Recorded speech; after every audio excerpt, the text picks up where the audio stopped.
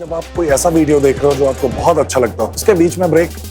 अभी डाउनलोड करें तक ऐप।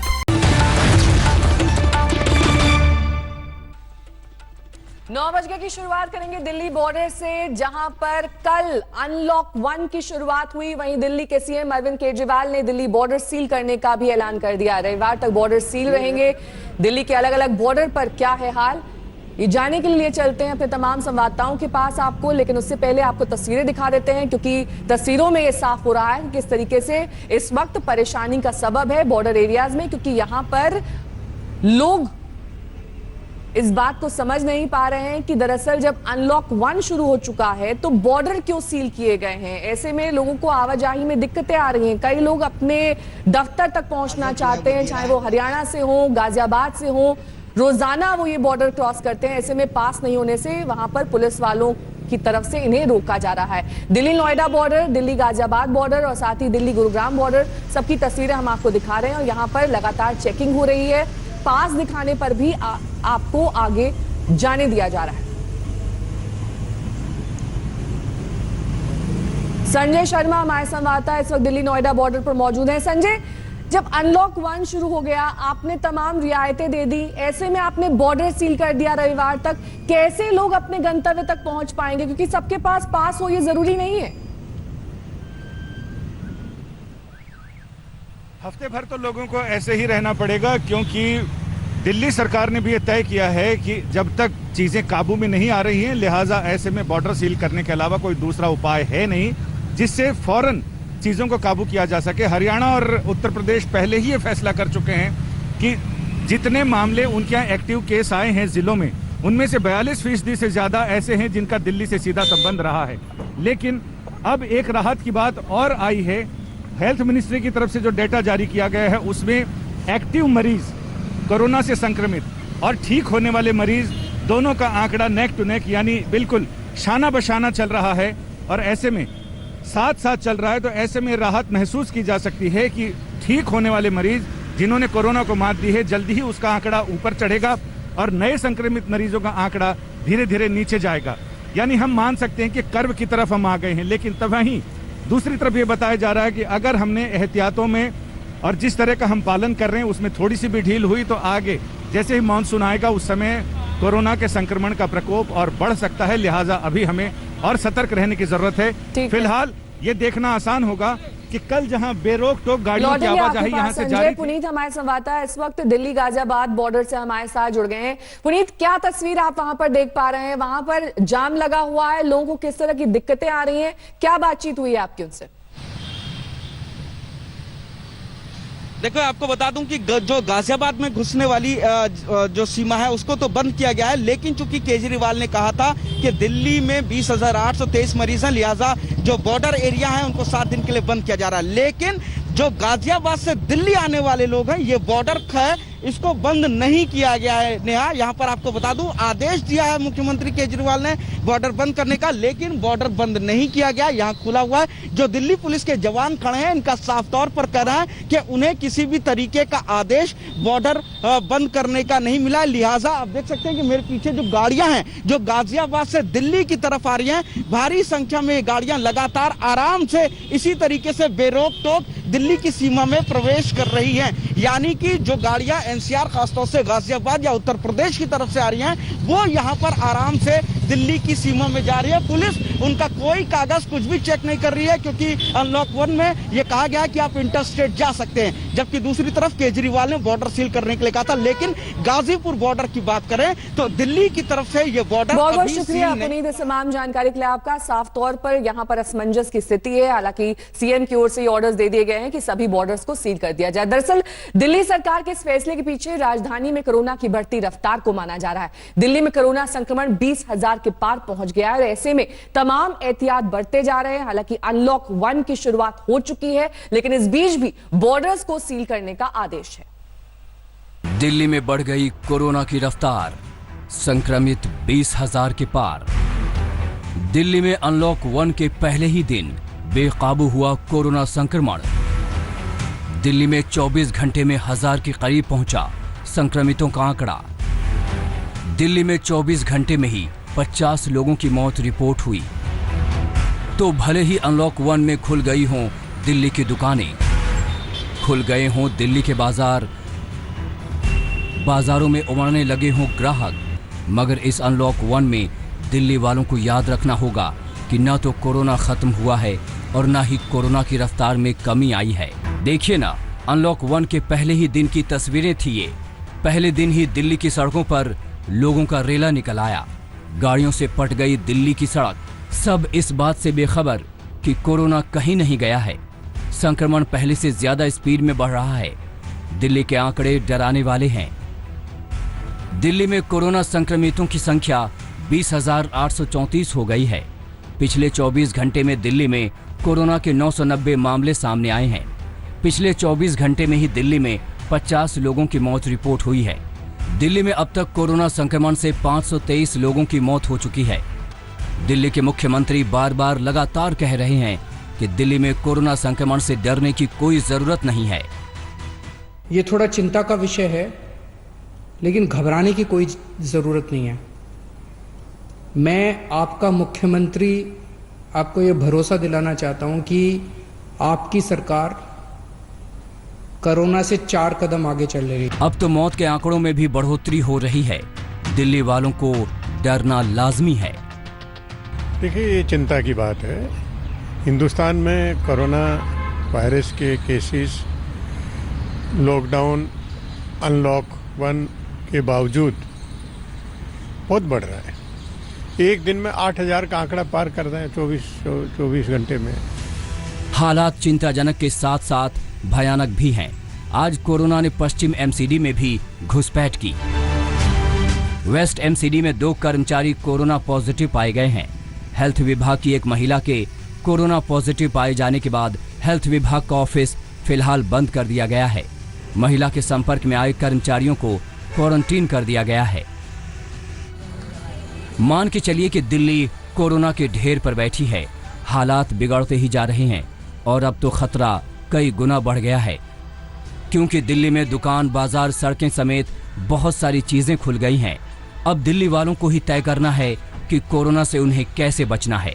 पंकज जैन और मनोरंजन कुमार के साथ पुनीत शर्मा, दिल्ली आज तक। दिल्ली में लॉकडाउन के बावजूद कोरोना का आंकड़ा तेजी से बढ़ रहा है। 25 मार्च को लॉकडाउन के दिन दिल्ली में 35 केस थे और 1 मौत हुई थी। ये हम शुरुआत से आपको आंकड़े दिखा रहे हैं। 15 अप्रैल को लॉकडाउन 2 शुरू हुआ, यानी कि लॉकडाउन 2.0। उस दिन दिल्ली में 1,578 मामले थे और मौत की संख्या बढ़कर 32 हो गई थी। 4 मई की अगर बात कर लें तो लॉकडाउन 3 देश में लागू हो चुका था और उस दिन दिल्ली में कोरोना से संक्रमित बढ़कर 4,898 हो चुके थे और मरने वालों की तादाद 64 हो गई थी। 18 मई को लॉकडाउन 4 शुरू हुआ। इस दिन राजधानी में कोरोना से बीमार लोगों की संख्या 10,000 पार कर गई और 160 लोग अपनी जान गंवा चुके थे। 1 जून की अगर बात करते हैं, 1 जून यानी कि कल अनलॉक 1 शुरू हुआ तो दिल्ली में 14 दिन में केस तकरीबन दोगुने होकर 20,834 को पार कर गए। मौत का आंकड़ा भी करीब 3 गुना बढ़कर 523 हो गया।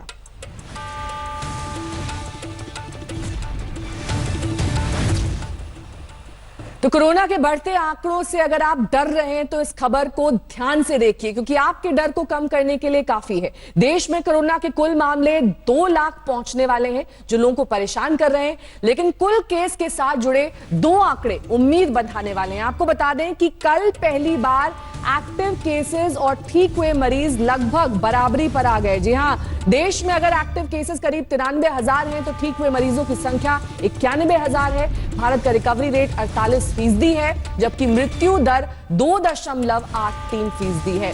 स्वास्थ्य मंत्रालय को उम्मीद है कि जल्द ही भारत में रिकवरी रेट 50% पार कर जाएगा। ये आंकड़ा देखिए किस तरह लगातार रिकवरी रेट बढ़ रहा है। 15 अप्रैल को ये 11.42% था, 3 मई को 26.59%, 18 मई को 38.29%, 1 जून को 48.19% और इससे ठीक विपरीत मृत्यु दर का आंकड़ा लगातार गिर रहा है।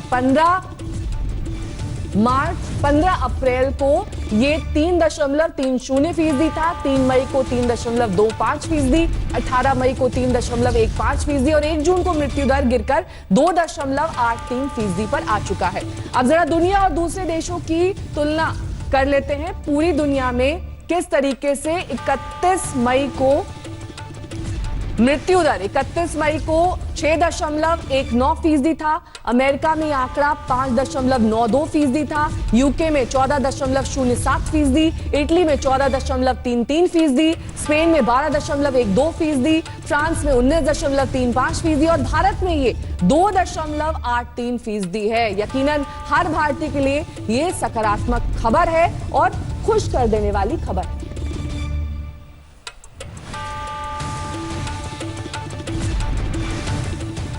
और अब आपको लिए चलते हैं गाजियाबाद, क्योंकि वैशाली गाजियाबाद का अहम पॉश इलाका है जो इन दिनों कोरोना के मामले में जिला प्रशासन के लिए सिरदर्द बन गया है। पिछले कुछ दिन में लगातार केसेस मिलने की वजह से वैशाली में सेक्टर स्कीम लागू की गई है। इलाके को 4 सेक्टर्स और 2 जोन में बांट दिया गया है। हर सेक्टर में एक मजिस्ट्रेट, एक पुलिस अधिकारी और स्वास्थ्य विभाग के पैरामेडिकल स्टाफ होंगे। वैशाली के कई इलाकों को कंटेनमेंट जोन घोषित किया गया है। आज तक संवाददाता सुशांत मेहरा वैशाली में मौजूद है और सुशांत की तरफ रुख करेंगे। सुशांत, क्या हालात है इस वक्त वैशाली में, क्योंकि वहां की स्थिति काफी हद तक प्रशासन की नींद उड़ा रही है। देखिए नेहा, जिस तरीके के हालात दिल्ली से सटे गाजियाबाद में बनते जा रहे हैं, जाहिर तौर पर उसने प्रशासन के लिए एक बड़ी चुनौती जो है वो खड़ी कर दी है। इस वक्त हम गाजियाबाद के सेक्टर 5 में मौजूद है। सेक्टर 1, सेक्टर 2, सेक्टर 4, सेक्टर 5 इन तमाम इलाकों में कोरोना के मामले लगातार बढ़ते जा रहे हैं।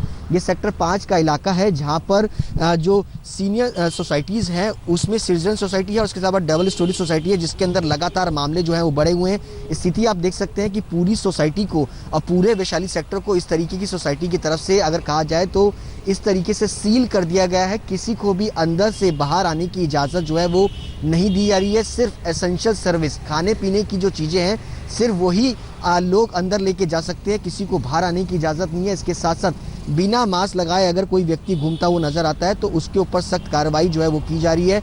तमाम ये गाड़ियां हैं जो कि एसेंशियल सर्विस से जुड़ी हुई हैं, खाने पीने की चीज़ें हैं, इनको भी बाहर रखा गया है, इनको भी अंदर जाने की इजाज़त नहीं है। सिर्फ जो लोग अंदर से आते हैं उनको फिलहाल ये सामान जो है वो दे दिया जाता है। इसके अलावा चाहे वो वेजिटेबल्स हो, फल फ्रूट्स हो, ताकि लोग बाहर ना निकले। जो लोग यहाँ पर काम कर रहे हैं, जो दिल्ली जाते हैं या आसपास कई मार्केट्स में काम कर रहे हैं, उनको सख्त हिदायत प्रशासन। बहुत बहुत शुक्रिया सुशांत इस तमाम जानकारी के लिए आपका। वैशाली गाजियाबाद से हमारे संवाददाता सुशांत की रिपोर्ट आप देख रहे थे, किस तरीके से लगातार वहां पर मामले बढ़ रहे हैं और प्रशासन के लिए चिंता का सबब है। अब कोरोना से जुड़ा अपडेट आपको दिखा देते हैं। ताजा आंकड़े जो कि स्वास्थ्य मंत्रालय द्वारा रोज जारी किए जाते हैं। देश में कोरोना केस 2 लाख के करीब पहुंच गए हैं। 1,98,706 हैं कुल मरीज। ठीक हुए मरीजों की संख्या 95,527 है। मौत का आंकड़ा 5,598 तक पहुंच चुका है। पिछले 24 घंटे में 8,000 से ज्यादा केस आए हैं। ये चिंता का विषय है, लेकिन इस वक्त करीब 2 लाख मरीज पूरे देश भर में। तो एक तरफ आपने देखा कि देश कोरोना से जूझ रहा है, दूसरी तरफ देश के दुश्मन जम्मू कश्मीर में आतंकी वारदात को अंजाम देकर देश को अस्थिर करने की फिराक में है। लेकिन सुरक्षा बलों की मुस्तैदी से उनकी एक नहीं चल रही है। देखिए पिछले एक हफ्ते से कैसे आतंकियों की बड़ी साजिशें नाकाम की जा रही। पाकिस्तान है कि मानता ही नहीं, न जाने कब आतंकिस्तान का दिमाग ठिकाने आएगा। इमरान खान का नया पाकिस्तान भी आतंकी उसी राह पर चल रहा है जिस पर अब तक हमारा पड़ोसी चलता आया है। सोमवार को पाकिस्तान ने एक बार फिर मनकोट और मेंढर सेक्टर में भारी गोलीबारी की। आतंकियों की घुसपैठ कराने के लिए पाकिस्तानी सेना ने कवर फायर देने के इरादे से मोर्टार दागे और हल्के हथियारों से गोलियां बरसाई। लेकिन एलओसी पर पाकिस्तान की आतंकी घुसपैठ की साजिश एक बार फिर नाकाम हो गई। सेना और अर्धसैनिक बलों ने बीते 5 दिनों में पाकिस्तान को ऐसा झटका दिया है जिससे पाकिस्तान बौखला गया है। बीते 5 दिनों में लाइन ऑफ कंट्रोल यानी एलओसी पर घुसपैठ की कोशिश करते 13 आतंकियों को सेना ने मार गिराया है। 10 आतंकवादी मेंढर सेक्टर में और 3 आतंकवादी नौशेरा सेक्टर में मारे गए हैं। सेना ने आतंकियों के पास से 2 AK-47, अमेरिकी राइफल, चीनी पिस्टल और ग्रेनेड बरामद किए हैं। उधर जम्मू कश्मीर पुलिस ने बड़गाम में एक बड़े नार्को टेरर मॉड्यूल को बेनकाब किया है। पुलिस ने 6 लोगों को गिरफ्तार किया है जो जैश-ए-मोहम्मद के आतंकवादियों को मदद पहुंचाते थे। जम्मू से सुनील जी भट्ट के साथ आज तक ब्यूरो। रविवार को दिल्ली से पाकिस्तानी उच्चायोग के 2 लोग जासूसी करते रंगे हाथ पकड़े गए। आज तक उन दोनों जासूसों का गिरफ्तारी से ठीक पहले का वीडियो बरामद हुआ है। देखिए।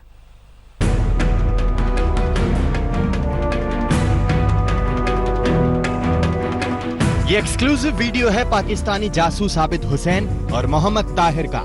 दोनों पाकिस्तानी उच्चायोग में काम करते थे। ये वीडियो दोनों की गिरफ्तारी से ठीक पहले का है। देखिए कैसे कंधे पर बैग लटकाए आबिद बेफिक्र होकर करोल बाग के बाजार में घूम रहा है। उसे जरा भी अंदाजा नहीं था कि उसकी साजिशों की खबर दिल्ली पुलिस को लग चुकी है। मिलिट्री इंटेलिजेंस यूनिट ने दिल्ली पुलिस के स्पेशल सेल के साथ जाल बिछाकर दोनों को रविवार को करोल बाग से रंगे हाथ दबोच लिया। उच्चायोग में काम करने की आड़ में दोनों जासूसी करते थे। भारत की आंतरिक सुरक्षा तैयारियों से जुड़े दस्तावेज हासिल करना इनका नापाक मकसद था। एम्बेसी का ड्राइवर जावेद भी इसी जासूसी नेटवर्क का हिस्सा था। पाक के जासूस आबिद के पास से गीता कॉलोनी के किसी नासिर गौतम के नाम का आधार कार्ड भी मिला है। इस आधार कार्ड की जांच की जा रही है। अब जासूस तिकड़ी के काम करने का तरीका भी समझ लीजिए। इनके निशाने पर होते थे सेना के जवान। ये तिकड़ी खुद को हिंदुस्तानी बताती थी। आईएसआई इनको लिस्ट देती थी कि किनको टारगेट करना है। दोनों वीजा सहायक आईएसआई के संपर्क में थे। जावेद का काम था दिल्ली में दोनों को अलग अलग इलाकों में ले जाना। जावेद दोनों के लिए फर्जी दस्तावेज भी बनवाता था। इनसे कुछ दस्तावेज भी बरामद हुए हैं। मुनीश पांडे, दिल्ली आज तक। बात अब उत्तर प्रदेश की, जहां कोरोना काल में भी प्राइवेट स्कूल चाहते हैं कि उन्हें फीस बढ़ाने की इजाजत मिले। योगी सरकार की रोक के फैसले के खिलाफ उन्होंने हाई कोर्ट का दरवाजा खटखटाया है। हालांकि राज्य सरकार ने भी ये कह दिया है कि फैसला नहीं माना तो भारी जुर्माना लगाया जाएगा। एक और पूरा देश जहां कोरोना से लड़ाई लड़ रहा है, वहीं इस वक्त उत्तर प्रदेश में एक नई जंग शुरू हो गई। उत्तर प्रदेश के प्राइवेट स्कूलों में फीस बढ़ाने के मामले को लेकर सरकार और प्राइवेट स्कूल एसोसिएशन में ठन गई है। कोरोना के संकट काल में योगी सरकार ने एक आदेश निकालकर सभी प्राइवेट स्कूलों में 1 साल के लिए फीस वृद्धि पर रोक लगा दी थी। साथ ही ट्रांसपोर्ट फीस लेने की भी मनाही है।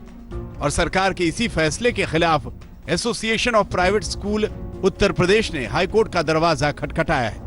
हाँ, दाखिल किया, क्योंकि हम लोग स्कूल से एजुकेशन दे रहे हैं, शिक्षा दे रहे हैं, तो हम लोग का अधिकार बनता है कि हम लोग उसको फीस को इनहेंस कर पाएं, जिससे हम स्कूल को अच्छे से संचालन कर पाएं और वृद्धि से टीचर्स को संतुष्ट कर पाएं। प्राइवेट स्कूलों की दलील है कि वो ऑनलाइन क्लासेज चला रहे हैं, टीचरों की सैलरी बढ़ानी है, स्कूल का खर्च चलाना है। प्राइवेट स्कूलों की रिट याचिका पर लखनऊ हाईकोर्ट ने राज्य सरकार को नोटिस देकर जवाब मांगा है।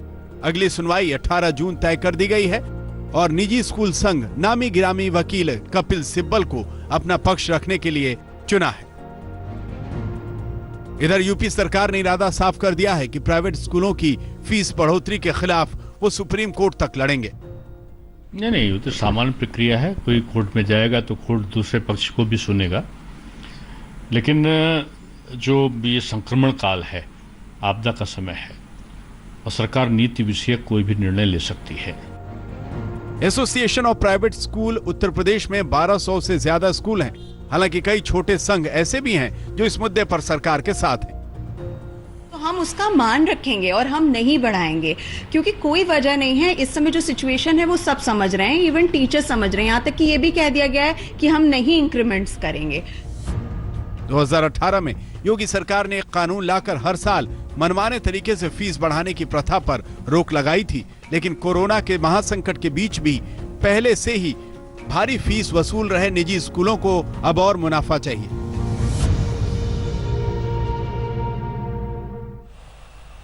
बात अब चीन की करेंगे। जिस तरह से चीन भारत के खिलाफ चाल चलता रहा है, उसका क्या उपाय है, ये सवाल सबके मन है। क्या चीनी माल का बहिष्कार करना इसका उपाय हो सकता है?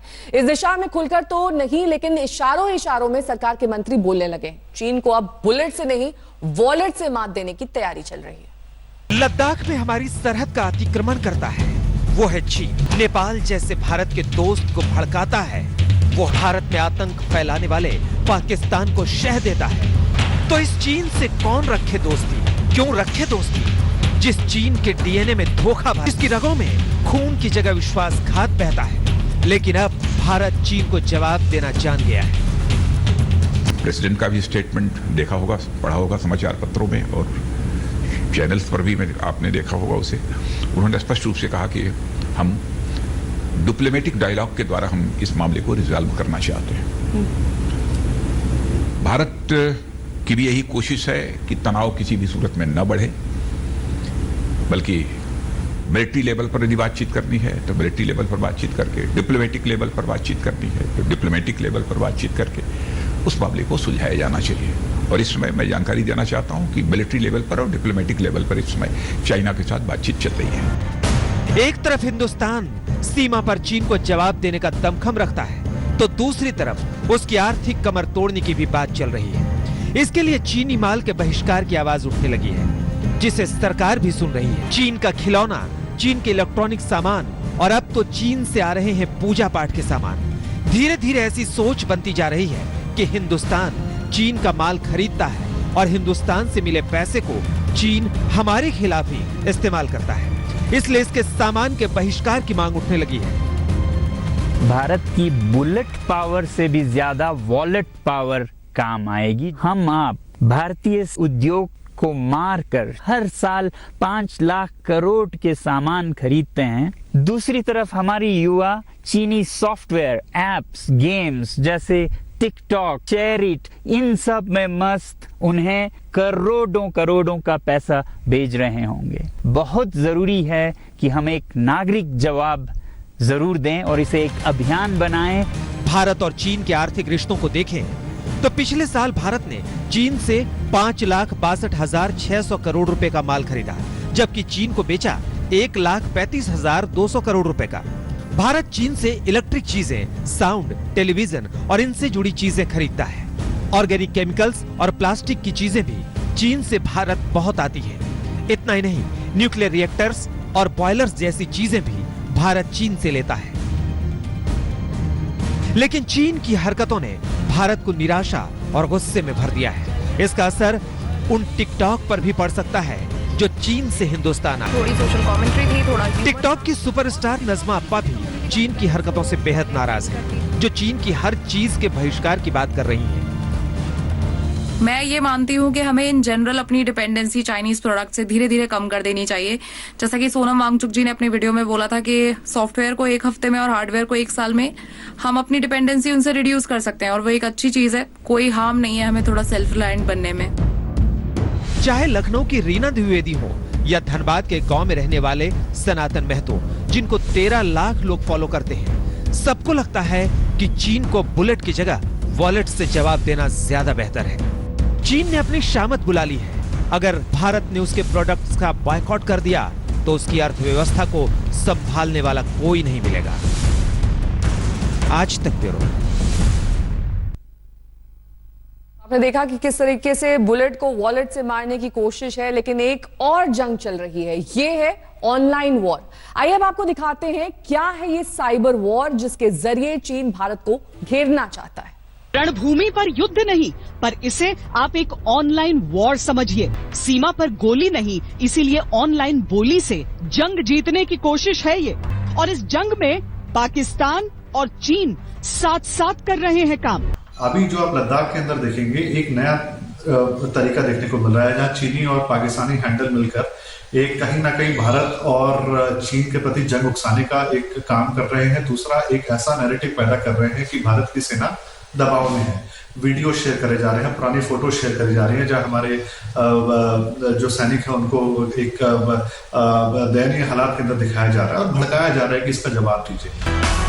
लद्दाख में लाइन ऑफ कंट्रोल पर आउट ऑफ कंट्रोल हो रही चीनी सेना को अप्रत्यक्ष सपोर्ट देने के लिए आजकल सोशल मीडिया पर षड्यंत्र रचा जा रहा है, ताकि चीन अपनी ताकत दिखा सके। इन पुरानी फर्जी तस्वीरों के जरिए कोशिश ये है कि भारत में एक नैरेटिव सेट किया जाए। पहला, लोगों को ये बताना कि सीमा पर खून खराबा है और ये बात आपसे छिपाई जा रही है। दूसरा ये कि चीनी सेना भारत पर भारी पड़ रही है। हकीकत ये है कि ये दोनों ही बातें सरासर झूठ हैं। सारी आर्मीज एक साइकोलॉजिकल वॉरफेयर सेल होता है उनका, जो ऑफेंसिव डिफेंसिव दोनों होते हैं। चाइना का भी है, पाकिस्तान का भी है और भी अदर देशों का है। ये सेल जो होता है, ये जो अपनी फोर्सेस की काबिलियत है उनको बढ़ा चढ़ा के प्रोजेक्ट करता है ताकि दुश्मन को एक डरा सके, शॉक एंड ऑ में डाल सके लड़ने से पहले ही, और हमारे वॉर फॉर फाइटिंग पोटेंशियल को उसकी दुगनी चौगनी बढ़ोतरी कर सके साइबर इंसर्शन से। इस तरह के हैंडल्स को बॉट्स कहा जाता है, जो कि एक फेक आइडेंटिटी के तहत एक ऑटोमेटेड सॉफ्टवेयर पे मैनुअली भी चलाए जाते हैं, बट वो खाली प्रोपेगेंडा को ट्वीट करते हैं या कुछ रीट्वीट्स मारते हैं। इनका कोई पर्सनल वो होता नहीं है। तो जो एजेंडा के तहत जो इस तरह का मिस इन्फॉर्मेशन फैलाना होता है वो उस हैंडल्स के द्वारा फैलाया जाता है। चीन ने 1997 से ही एक मुहिम के तौर पर साइबर वॉरफेयर में इन्वेस्ट करना शुरू कर दिया था। उस समय वो अमेरिका और रूस की बराबरी करना चाहता था, पर धीरे धीरे वो इसे हथियार के तौर पर भारत के खिलाफ इस्तेमाल करने लगा। 2010 के बाद से लगभग एक नीतिगत रूप से चीन के प्रहार बढ़े। चीन साइबर स्पेस के जरिए भारत की कई संवेदनशील जानकारियां चुराने की कोशिश करता रहा। इसी साल मार्च में राज्यसभा में सरकार की ओर से एक प्रश्न का जवाब देते हुए कहा गया कि पिछले 5 सालों में चीन ने 1,29,747 भारतीय वेबसाइट्स को हैक किया और अब चीन हैकिंग से आगे बढ़कर ऑनलाइन प्रोपेगेंडा को एक हथियार बना रहा है। स्पष्ट है कि मौजूदा दौर में जब चीन दुनिया की नजर में पहले ही बहुत गिरा हुआ है, वो कोई खतरा नहीं उठाना चाहता। इसीलिए अपने पाकिस्तानी गुलामों की मदद से LAC की एक झूठी तस्वीर गढ़ना चाहता है। देखिए, एक तो देश के पास एक सशक्त नेतृत्व भी है, सक्षम नेतृत्व भी है। देश का मस्तक कभी झुकने नहीं देंगे। यह भरोसा तो देश की जनता को है। मैं समझता हूं देश की जनता को मुझे आश्वस्त करने की जरूरत नहीं है, देश की जनता को यह भरोसा है। चीन ने साइबर अटैक्स के जरिए पहले भारत को टारगेट बनाया, अब ऑनलाइन प्रोपेगेंडा के जरिए। यहां तक कि जो भारत के आंतरिक मामले हैं उनमें अफवाहों की कड़ियां चीन से जाकर जुड़ती हैं और ये बात सिद्ध भी हुई है। लेकिन अब लाइन ऑफ एक्चुअल कंट्रोल पर जो परिस्थितियां हैं उसकी एक झूठी तस्वीर पेश करके जाहिर है चीन की कोशिश यही है कि तनाव किसी तरीके से वो बढ़ा सके। अभिषेक भल्ला के साथ श्वेता सिंह, दिल्ली आज तक।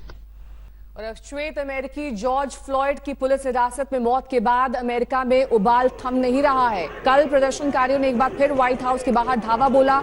हालांकि उनसे निपटने के लिए भारी संख्या में पुलिस बल और घुड़सवार दस्ते तैनात थे। प्रदर्शन को देखते हुए अमेरिकी राष्ट्रपति डोनाल्ड ट्रंप ने वॉशिंगटन में सेना उतारने की चेतावनी दी।